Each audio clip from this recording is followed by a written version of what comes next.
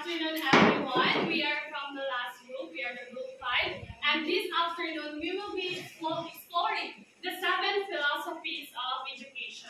But before that, allow us to introduce ourselves. By the way, my name is Joyce Taray. And I'm Junel Anaha. My name is Leah Jane Daguman. I'm Stella El Nawana. And I'm Jeremy. Alright, so you all know our names already. Before that, we have set a classroom rules for you class. First is, you are not allowed to use your cell phones and put all your cell phones to your bag. Okay, Kayaga, put your cell phones and books in your bag. And second one is, do not talk if someone is talking here in front. Right, Milan? I have a question, but there is no students here. They are absent. Maybe they are absent. Okay, now for the last classroom rules is you are allowed or you need to participate in our activities and respect each other. And for the first, I will be giving the floor to Mr. Dana. No class. This topic this afternoon was so interesting yet classical, but also it is much very useful, especially in the education on our world. So now class, our topic this afternoon, everybody please read in unison as you all receive the signal just like this, then you're gonna start the reading. Okay? Look at here, then start. 7 philosophies of education. That's it. Philosophy is the strong foundation of education. It was developed by Western philosophers and many deep thinkers. Since before, now, and then, it is much very useful, especially in shaping the lives of each individual, especially us, the youth of our nation. So now, class, before we proceed and know about the 7 philosophies of education, let me take the word philosophy. Who had any idea what was that all about? Yes, Daniel?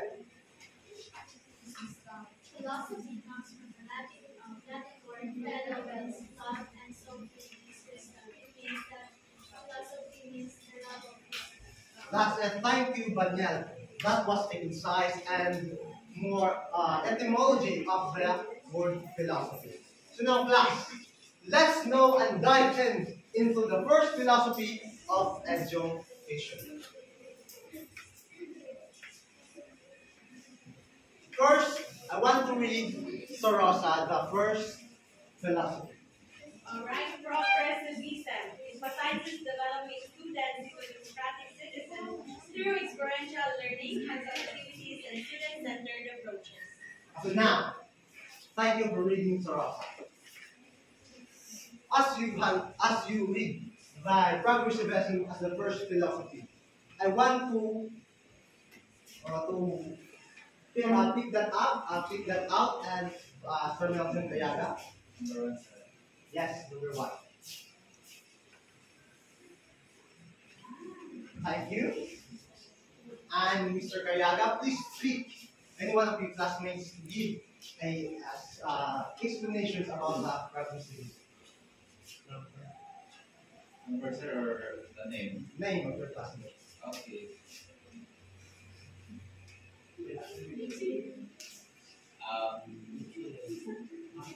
Yalin.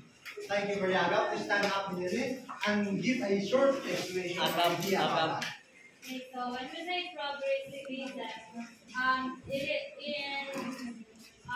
philosophies in education, it is about monitoring how the learners learn through hands-on activities and experiential learning, and it is also can be done through a student-centered. That's it. That was a good idea. Let's give a 3 clap for Ninya Lin at my signal. Wait. Okay, that's it. When we say about progressivism, for example, let me have this question. As what you had see earlier about the presentations of Ma'am Joyce, who can compare the present presentation skills of Ma'am Joyce to her previous presentation, maybe in first year and at back of those presentations? Let me have the hand. Who can compare? Nicole? Okay, si Bunga? I can compare Miss Joyce before and now. Before, she had a lot of confidence, but now I see the progress under and how she put herself in front of us to have a very good confidence. Thank you for that recognition to our classmates. Joyce, right? That's a good answer. Now, this philosophy highlights the philosophy of John Dewey, which is learning, yes, learning by doing. Wherein students are left by the teachers to express their capacity, their ideas, their talents to be the better of themselves. And just you have seen the hands-on activities by having a, like in IT or the computer technology, they had that hands-on activities by having a, using a computer as what we had done earlier. And also, the experiential learning. Let's talk about the experiment, just like in science. Understand about the first philosophy? Yes. Now, for the continuation, I will give the floor to Yura. Thank you for that informative discussion, sir. Now let's move on to the second one, philosophy. Mr. Deacon, can you please pick up or pick it out the second philosophy?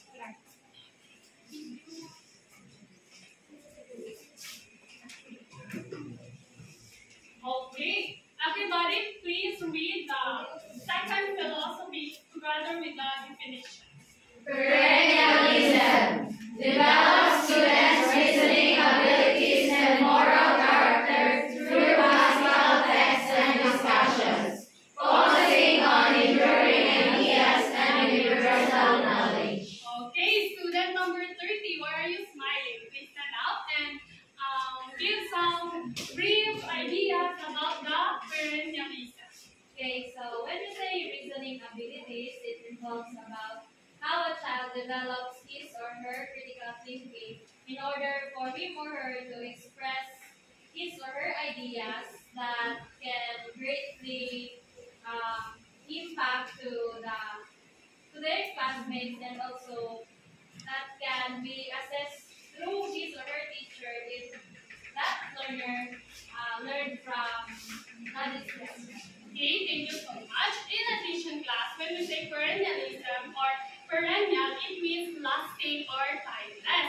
It is a philosophy in education that focusing on the teaching ideas and knowledge that lasts through time. For example, I will be giving you a scenario. There is a subject which is the social studies, and their topic is all about the justice. And then the teacher asks his students about what is justice. So in this type of philosophy, the teacher is not simply asking what is the definition of justice,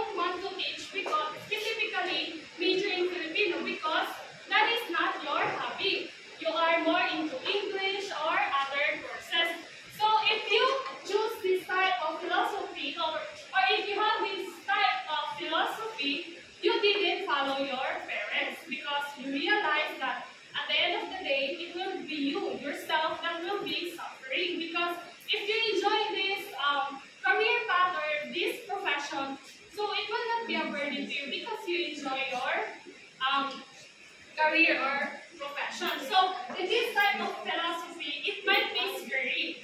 Why do you think it is scary? It is scary philosophy, but it is powerful. Why do you think, Ignacio? I think it's Why is that this type of philosophy is scary, but it is empowering? I think my own understanding is very empowering because it gives you a right to choose your purpose in life and encouraging yourself with your personality. But in the other side, like the situation we gave earlier, that your parents wants to take bachelor's degree in but you want another course. And that's the scary part of existentialism because it can be affect the other people because of their choices and what in life. Wow, very amazing answer, Miss Ignacio. Yes, you're right. So always remember, class, that the difference between these two philosophies, when we say perennialism, it is, or the goal of this is to develop the moral character of the person. And when we say existentialism, it is more on your own decision, your freedom, and responsibility. So it might be scary, but it will be you yourself will be suffering if you don't follow your dream. So for the next, Miss Nawana. Once again, good afternoon, everyone. Good afternoon. The fourth one is behaviorism.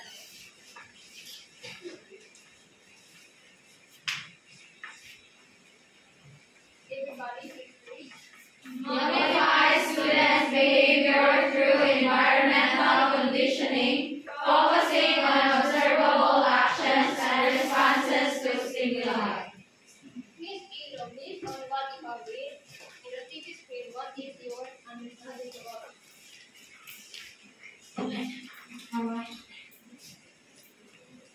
Okay, behaviorism, and this philosophy is focused on the student's behavior, right? Yes. Yes, and this philosophy is the behavior of students will be modified and based on the environmental conditions. And that is all. Thank you for your very answer.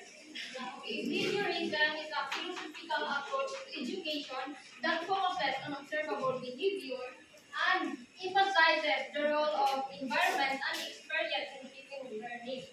So, this philosophy of education also suggests that learning is shaped by environment and experiences. Like, for example, the student learns to clean up toys because after doing their task, they receive a reward. Yes, rewards.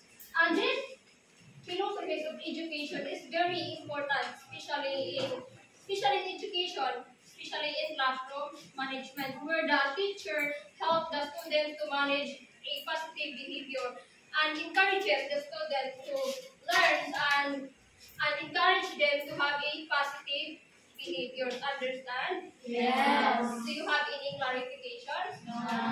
So the next reporter will be Good afternoon, class. Good afternoon, ma'am. Now we're going to discuss the 5 philosophies of education.